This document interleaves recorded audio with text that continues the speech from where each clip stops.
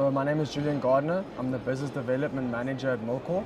MilKOR has been around since 1981. We specialize in the domains of air, land, sea and cyber, as well as weapons. In the past 10 years, we've undergone significant expansion and diversification, leveraging our experience, expertise, as well as our dedication to provide world-leading technology to the different end users around the world in order to solve the solutions that are currently being faced around the world. So we've decided to display just some of our products in the range of our different air, land, sea and cyber.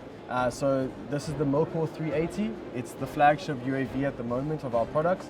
It's a medium altitude, long endurance drone. It's designed specifically for intelligence, surveillance and reconnaissance. It can also be used for opportunistic engagement. The idea of the drone is to give eyes in the sky to different troops for joint operations, providing situational awareness for different troops on the ground, on the ocean.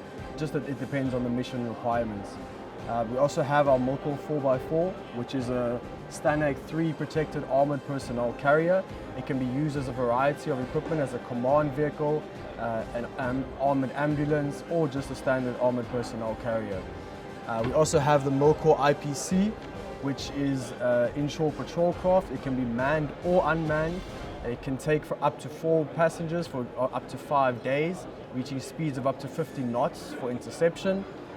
During the unmanned cases, it can be used for long endurance missions of the 5 days, as I mentioned, for different surveillance missions.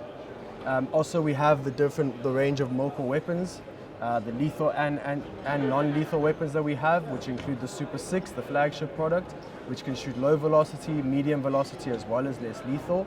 So we've decided to come to DIMDEX to show the local market our capabilities as well as our products.